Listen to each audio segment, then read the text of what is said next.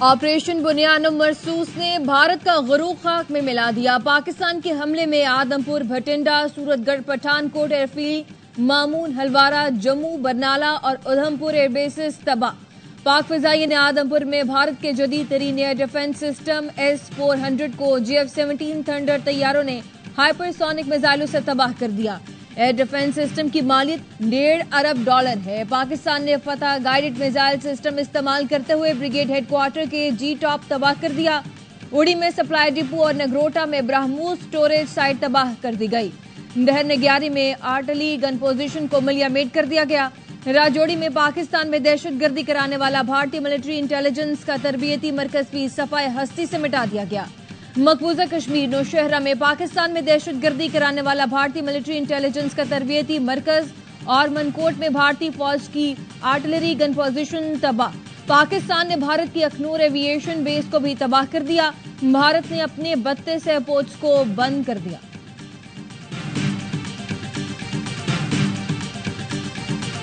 بھارتی S-400 system کو بھسم کرنے والے GF-17 تھنڈر کی تاریخی اڑان پاکستان کے لیے انتہائی قابل فخر اور تاریخ ساز مناظر۔ ہائپر سونک میزائل سے بھارتی S-400 سسٹم کو تباہ کرنے کے لیے اڑان بھرنے والے GF-17 تھنڈر کی خصوصی ویڈیو۔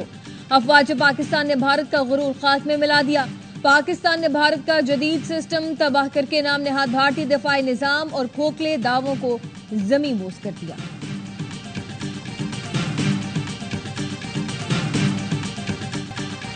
بھارتی فوج نے پاکستان کے جوابی حملے میں فوجی تنصیبات کو نقصان پہنچنے کا اعتراف کر دیا۔ ترجمان بھارتی فوج صوفیہ قریشی نے تصدیق کرتے ہوئے کہا، آدمپور، پٹھان کوٹ میں فوجی تنصیبات، پنجاب کے ایئر بیس اسٹیشن کو نقصان پہنچا۔ مغربی پوسٹوں پر بھی حملے ہوئے۔ سری نگر سے نلیا تک حملے کیے گئے۔ پاکستانی فوج نے بھارتی ملٹری سائٹس کو نقصان پہنچایا۔ بھارت تناؤ نہیں چاہتا۔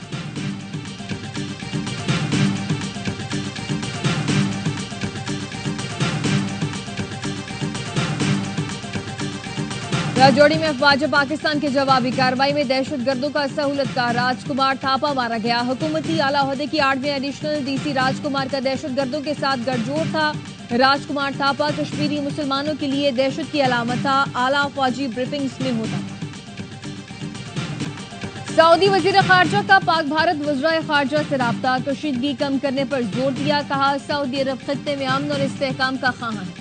ترجمان دفتر خارجہ کا کہنا ہے، اسحاق ڈار نے سعودی ہم منصب کو بھارتی حملوں اور پاکستانی رد عمل سے آگاہ کیا۔ سعودی وزیر خارجہ نے پاکستان کے تحمل اور ذمہ دارانہ رد عمل کو سراہا۔ چین نے پاکستان اور بھارت سے تحمل کا مظاہرہ کرنے کی اپیل کی۔ کشیدگی ختم کرنے کے لیے تعمیری کردار ادا کرنے کی پیشکش۔ وزیر خارجہ اسحاق ڈار کا ترک ہم منصب سے رابطہ۔ ترک وزیر خارجہ نے پاکستان کے ذمہ دارانہ اور محتاط رد عمل کو سراہا۔ دونوں وزرائے خارجہ کا قریبی رابطہ برقرار رکھنے پر اتفاق۔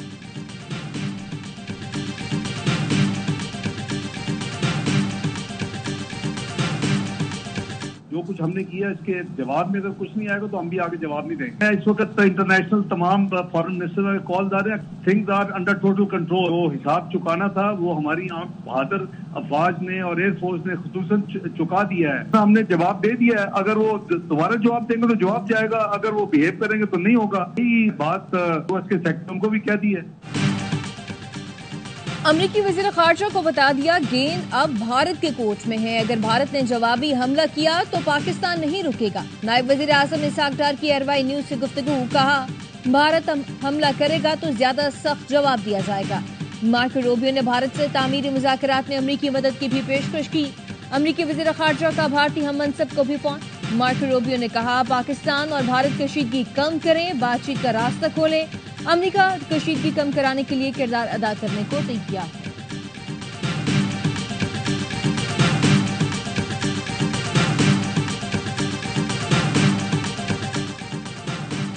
پرنس رحیم آغا خان کی پاک بھارت کشیدگی کے خاتمے کے لیے ثالثی کی پیشکش۔ پاکستان اور بھارت کے وزرائے اعظم کو خطوط لکھ دیے۔ پرنس رحیم آغا خان کا سیکرٹری جنرل اقوام متحدہ کو بھی کردار ادا کرنے کے لیے خط لکھا۔ بڑھتی ہوئی پاک بھارت کشیدگی پر شدید تشویش ہے۔ دعا ہے مسئلہ پرامن طور پر حل ہو اور مزید جانی نقصان نہ ہو۔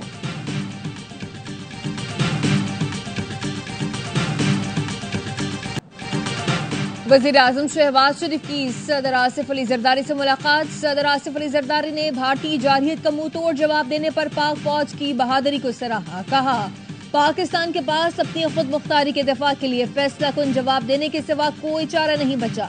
پوری قوم متحد اور مسلح افواج کی بھرپور حمایت کرتی ہے. وزیر اعظم شہباز شریف کا بلاول بھٹو، مولانا فضل الرحمان، خالد مقبول صدیقی، حافظ نعیم الرحمان سیاسی جماعتوں کے قائدین سے رابطہ. کہا بھارت کو منہ توڑ جواب دیا، بے گناہوں کے خون کا بدلہ لے لیا. وزیر اعظم کا قوم کو اعتماد میں لینے کا فیصلہ. آج شام قوم سے خطاب کریں گے. وزیر اعظم نے نیشنل کمانڈ اتھارٹی کا اجلاس بھی طلب کر لیا.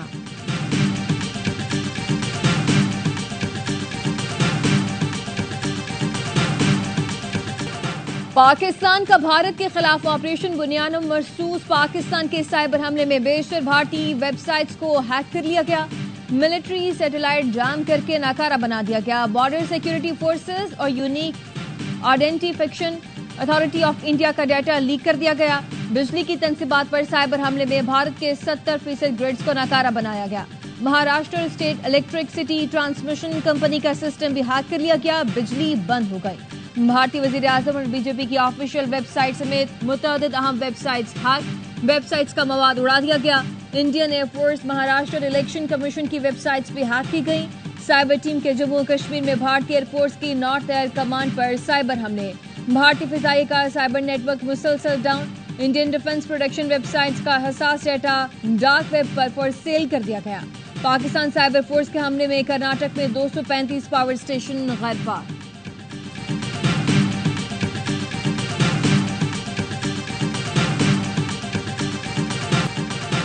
پاکستان کی بھرپور جوابی کارروائی. ایل او سی پر بھارت کی متعدد پوسٹ مکمل تباہ کر دی. ربطہ والی پوسٹ، ڈیٹا پوسٹ، خواجہ بھی کمپلیکس کو تباہ کر دیا گیا.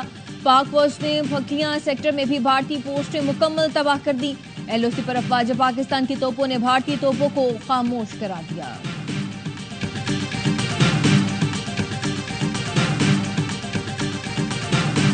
ہمارے پاس کوئی آپشن نہیں رہ گئی تھی. ہم ان کو جواب دیں اور جواب اس منہ توڑ جواب اس طرح کا جواب دیں کہ تاکہ پچھلے 3-4 دن کا جو قرضہ ہے نا وہ ادا ہو جائے، جو انہوں نے ہمارے اوپر جو ہے بار بار جو حملے کر، اور اللہ کے فضل سے وہ ادا ہو گیا.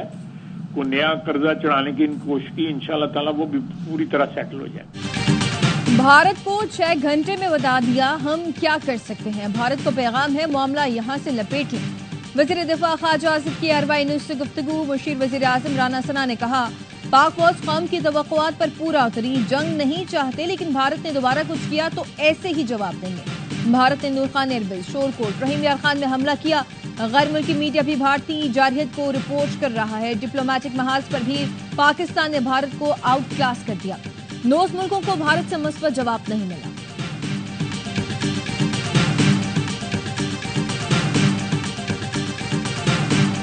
بسم اللہ الرحمن الرحیم. ان اللہ یحب الذین یقاتلون فی سبیلہ صفا کانہم بنیان مرصوص. بے شک اللہ دوست رکھتا ہے انہیں جو اس کی راہ میں لڑتے ہیں صف باندھ کر، گویا وہ عمارت ہے سیسا پلائی ہوئی.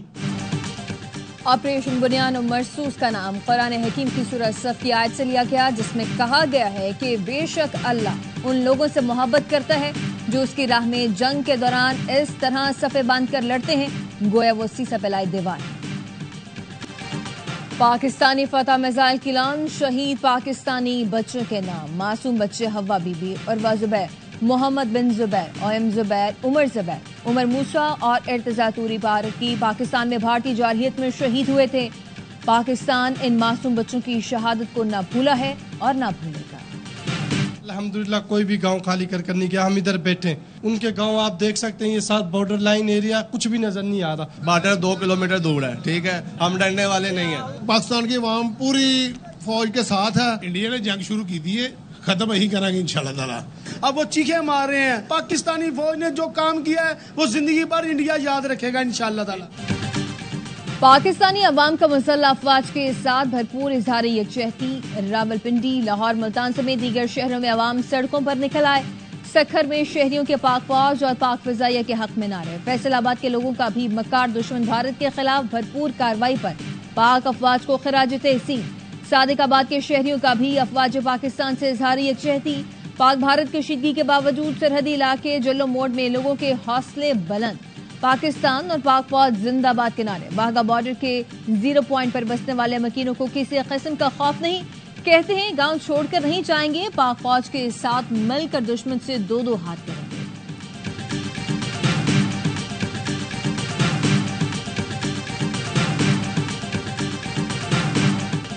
اور جھوٹ کی فیکٹری. بھارتی میڈیا نے سچائی کے آگے گھٹنے ٹیک دیے. گودی میڈیا گزشتہ روز پورے پاکستان کو فتح کرنے کے جھنڈے گا رہا تھا. کراچی بندرگاہ پر قبضے کی بڑکے مارنے والے گودی میڈیا کو عالمی سطح پر سخت ہزیمت کا سامنا. افواج پاکستان کے منہ توڑ جواب کے بعد گودی میڈیا بھارتی حکومت اور فوج پر سوال اٹھا.